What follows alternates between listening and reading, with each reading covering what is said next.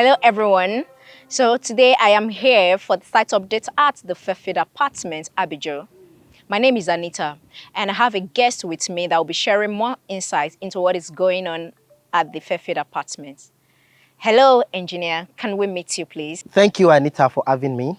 My name is Babalola Samuel Olayinka. I am a civil engineer by training, and my area of specialization is road, drainage, and basically infrastructure. Thank you for having me once again. All right, you're welcome. What makes Fairfield drainage different from other estates in this environment? Considering the terrain of where we have the site, Okay. and looking at the generality of the kind of problem we face on this island, this axis where we are, we see that people are always faced with the problem of flooding whenever there is little rainfall. So in the light of that, we have inculcated so many things in our designs, and that's the reason why we have to elevate the general level of our sites very high above the normal road level, so as to conveniently throw whatsoever excess water we have from our sites to the drainage, thereby eradicating completely, the word completely, the problem of flooding from our side. I'd like to ask, what are the infrastructure in place at the Fairfield Apartment that makes it different from every other estate in this environment? Thank you very much, Annie. Like I have said before, we have so many infrastructures that has been on ground, and we have some other ones that are proposed, that are still underway, yet to be constructed. One of them is the sports center, that's the sports arena. We have the basketball courts, we have the long tennis courts, we have which can also double as the volleyball courts. Then we have table tennis, we have snookers, all sorts of games where people can just come out in the evening or at their leisure to lounge and to relax. Also, we have good network drainage, both internal and external. And we have good road drainage too, not just road, but a concrete road, a rigid pavement that can stand a test of time, say like 35 to 40 years, before even thinking of scraping off and doing any maintenance. Then we have our access control, as we know that we are faced with challenges of security in the country at the moment.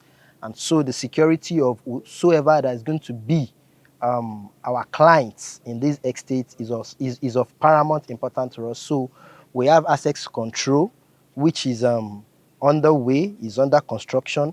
We have 24-hour CCTV surveillance cameras all around our site. We have perimeter fence with electric fencing wire on it, also to double up in assisting the access control that we have.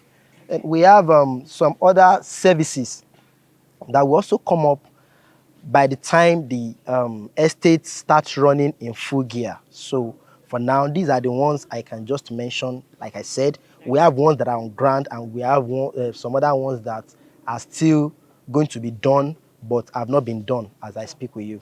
Okay, that is good. All right, my next question will be, why do we have this Boulevard Road? What is it all about? The Boulevard Road is the major road within the estate, and as you can see, it is about 13 meters width, which is going to be divided into 6.5 carriageway each. Okay. There is not going to be a point where, because what we are looking at in this estate is that we are trying to house not less than 20,000 people in this estate. And by the time the estate is running in its capacity, we wouldn't want a situation where there will be congestion at the peak period. That's in the morning when people are going to work, okay, and in the evening when they are coming back. These are the times, even on the major road, these are the times when we experience a whole lot of congestion on the road. So in order to take this out within our estate, we have made available this boulevard with enough width so as to make people have access to the major road conveniently without any issue of congestion within the estate. So the other infrastructures we are expecting, like the generator power station, how is it going to be? Where is it going to be situated? Currently, we have liaised with a couple of contractors on power, and our plan is that we have at least 18 hours uninterrupted power supply within the estate, which the remaining 6 hours of the day can now be augmented using our dedicated generator in the estate. So presently, the plan and the processing to bring in power into the estate is currently ongoing as I speak, as the contractor has been selected carefully and has been mobilized. And like I said, I'll still reiterate it, we're working on having a dedicated light line that is going to give us 18 hours uninterrupted power supply every day. And the remaining 6 hours is now going to be made up using the generator. Do we have good water at the Fairfield Apartments? The water is going to be centralized. And in the light of that, the boreholes has been sunk. And it is not just a borehole, considering the kind of environment where we are. We have an industrial borehole here that goes down as over 300 feet into the ground. And after the borehole was being sunk, the sample of the water were being taken and it was being tested to ascertain the chemical composition of the water and to know whether it is fit for consumption. Are we expecting any other infrastructures at the Fairfield Apartments? Fairfield Apartment is located within another body of estate. So it is just like a collection of so many estates within an umbrella. So we have taken it upon ourselves to make good the road that leads to the main express, so as to afford every of our occupants the smooth drive into their properties. So it is also part of the infrastructure that should be expected. Currently, this phase of project has also been launched, as over 100 meters of drainage has been constructed. Of course, before we talk of constructing the road, we need to do the drainage first. So we have started with the drainage and we are still on it. All right, okay.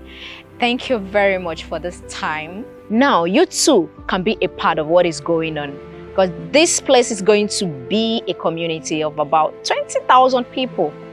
I mean, we have the recreational center, the security, water, good roads, drainage system, and the whole rest that will be coming on later.